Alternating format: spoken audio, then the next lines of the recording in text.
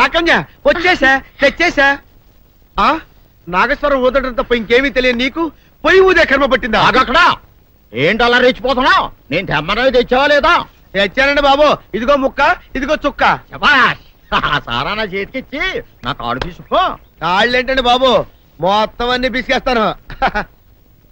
మంగారు మా పెళ్ళి ఎప్పుడు చేస్తారండి? అప్పుడేనా, ముందు నా కోరిక తెచ్చాలి కదా. చెప్పమా, ఆ క్షణంలో తీర్చేస్తాను. ఏముంటాయి, బల్లి బుర్రలో ఉన్న రసాన్ని 1 లీటర్ తాగాలని ఉంది. ఏంటి? ఎద్దు కన్ను, దున్నపోతు గుండె, గుర్రం నాలక ఇవన్నీ తీసుకొచ్చి శనికాల మీద వేసి రంగరించి ఉప్పు కారం జల్లి కటకముక్క మాంసం తీసుకొచ్చి దీంట్లో కలిపి ఉడికించి బటన్ అదేంటమ్మా తిమింగలం మాంసం, అదే తిమింగలం పాలతో చేసిన పాయసంతో కలిపి తింటా నా సామి రంగా. బాబు గారు అయ్యా, ఇదేం బాలేదయ్యా. ఏంటని వనిదే? ఈ బుల్లోని మరీ అంత ఏపుతుండే ఏం బాలేదు. ఏంటే ఆయన చూసిన తర్వాత నీ మనసు దిల్కుష్ అయిపోయిందా? అవునయ్యా, ఆ బుల్లోని ఏడిపించింది చాలు గాని మా ఇద్దరికి ముడిట్టే. నీకు ఇష్టమైతే నాకే ఇష్టమే అమ్మడం. ఆ నువ్వు సంగతి మర్చిపోకు. నువ్వు నాకు కనివైన బేమలో ఉన్నాడు. నీ పెళ్లి అయ్యాక కొంతకాలం సంసారం ఏదాకా అదే బేమలో ఉంచాలి, లేకపోతే నీ బతుకు అదిగో అలా బూడిద పోలు అయిపోతాయి. నాగకన్యా, ఓహోయ్ ఓహోయ్ ఓహోయ్, నా నాగకన్య నాకు దక్కించండి. మీ మేలు జన్మలో మర్చిపోను. ఇదిగా నా మేలు మర్చిపోయినా పర్వాలేదు గాని ఓ సంగతి మాత్రం మర్చిపోక. ఏంటండి? నా కూతురు పెళ్ళయ్యాక దానికి కంటమటగానో నీటి చొక్కన కారిందో కాట్లే పెట్టా కారణమనండి. శబాష్ శబాష్, అయితే నీ షాదీ రేపారా? నాకన్యా, ఎవరో తలుపులు కొడుతున్నారు. ఒకవేళ దొంగలు కాదు కదా? రైట్, వెళ్ళాకరనుకో.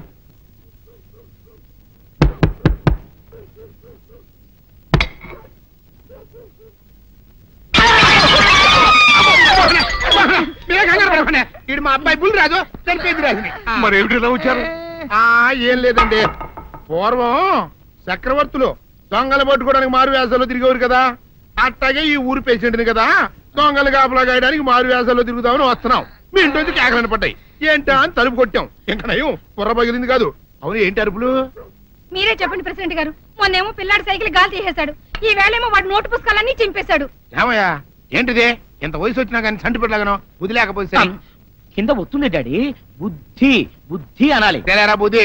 ఇదిగో, ఈ నోటు చించేసినందుకు గాను మళ్ళీ ఆ నోటు తిరగరాయాలని నేను నీకు సెట్ చేసేసానయ్యా. కరెక్ట్. అదెలా కుదురుతున్నాయ్యా?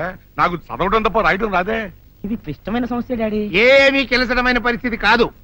ఆయన చించిన ఎన్ని అంటిస్తాడు, నువ్వు వాటిని చూసి మళ్ళీ నోటు తిరగరాయి. నోటు రాయడం నేర్చుకున్నట్టు ఉంటది, ప్రజాసేవ చేసినట్టు ఉంటది. ఇదేం బాగోలేదు డాడీ. తప్పు ఒకరు చేస్తే శిక్ష ఒకరికా? అందుకే నేను అనేది ఇంకొక నాన్నకు పుట్టినా బాగుండేదనే. తప్పుడు కొద్దు ఇలా సంబంధ వార్త వస్తుంది.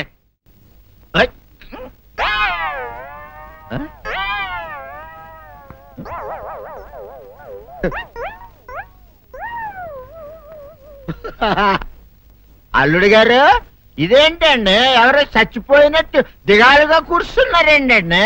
మావా అల్లుడు అల్లుడు, నా బేటీకి ఏమీ కాల. 300 కప్పలు తిన్న పావులాగా నిగడ తీసుకొని పడుకొని ఉంది. చూపిస్తా పద. చూడు.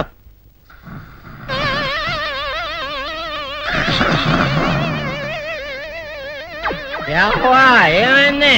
పొద్దున్నే 10 కోడిగుడ్లు 10 లీటర్లు పాలు తాగటం, తెల్లకిలా పడుకోవటం. మధ్యాహ్నం బండి అన్నం తింటాం, తెల్లకిలా పడుకోవటం. రాత్రి వరకు ఇదే పరిస్థితి. మధ్యలో కర్ర తీసుకుని కొట్టినా లేవదు. మా అమ్మ ఇంటి పని చేయదు, నా ఒంటి పని చేయదు. దీంతో చస్తున్నానంతే.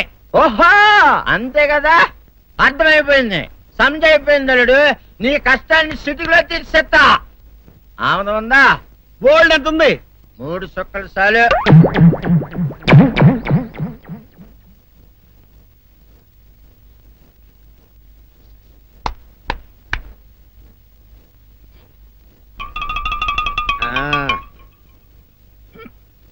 అల్లుడు చెప్పు, ఇప్పుడు ఏం పని చేయాలి? ఉదయం లేవగానే ఇల్లు వాకిలి చిమ్మి రంగవల్లులు దిద్దటం, ఇంట్లో వాళ్ళ బట్టలన్నీ ఉతకటం, వంట వార్పు చేయడం. అంతేనా? అంతే మామ, నీ మీసమదొట్టు. వెంకట సుబ్బమ్మ ఉఠో, నీ కాలు అందరి మీద బయట కట్టా బయటికి దాలో.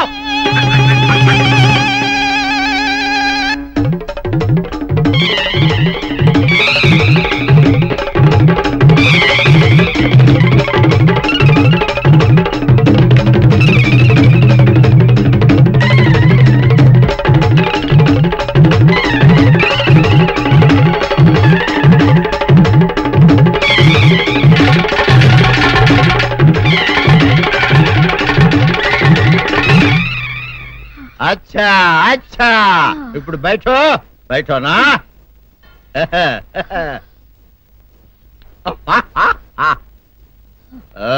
అల్లుడు ఇప్పుడు అందరికి సంతోషమే కదా? సంతోషమే. అమ్ముడు వెళ్ళొస్తా. వెళ్తూ మావ నీ కూతురు ఇంటి పని అంతా శుభ్రం చేసింది.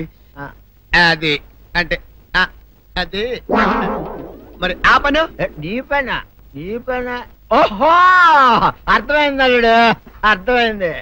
అల్లుడు రాత్రికి శోభనంగా అందంగా అలంకరించుకో, ఆ తర్వాత నేను చూస్తా. ఆ శ్రమ నీకెందుకులే మావా.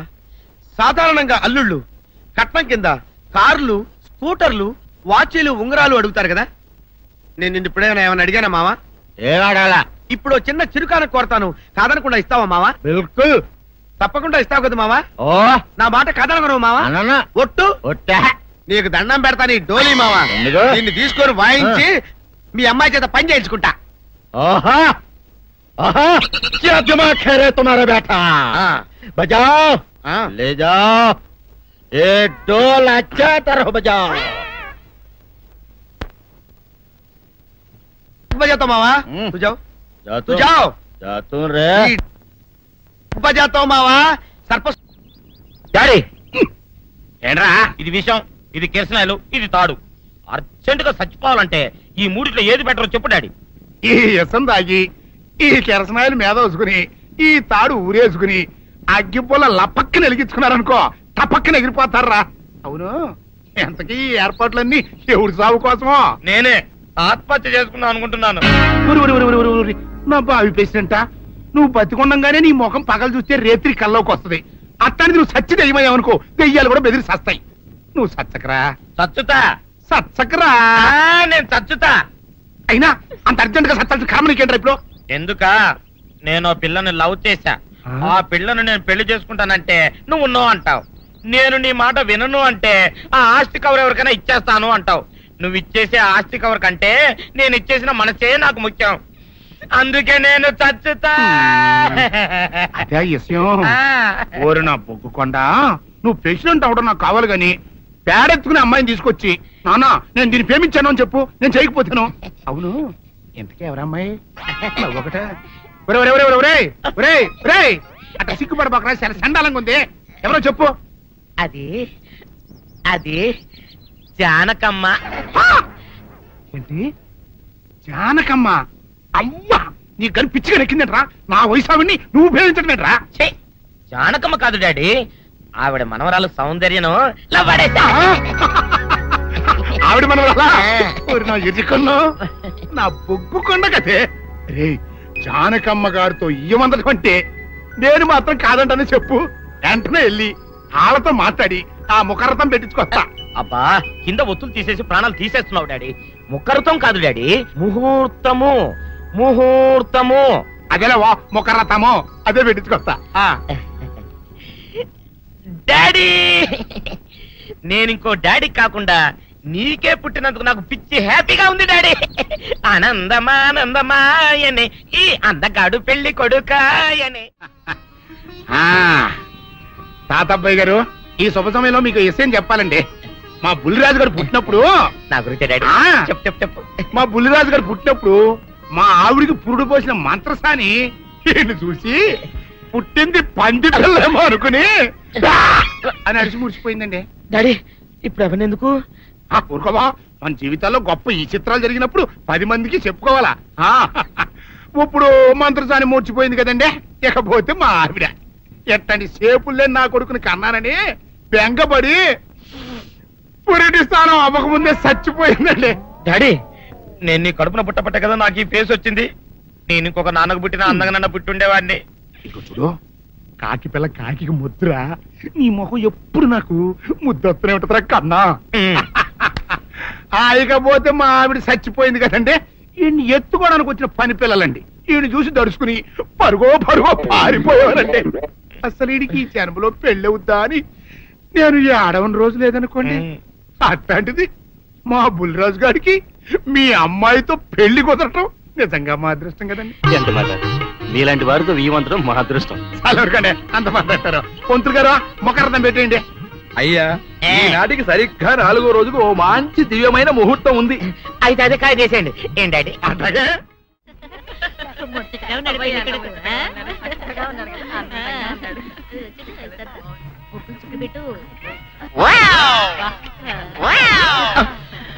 ఇదేమిటి, ముక్క మీద నల్ల చుక్క కదా పెట్టాలి, తెల్ల చుక్క పెట్టారేమిటి? నల్ల బొట్టు పెడితే నీ రంగులో రంగు కలిసిపోద్ది. నువ్వు పొగ్గుకుంటావు కదా, అందుకే నేనే తెల్ల చొక్క పెట్టమన్నా.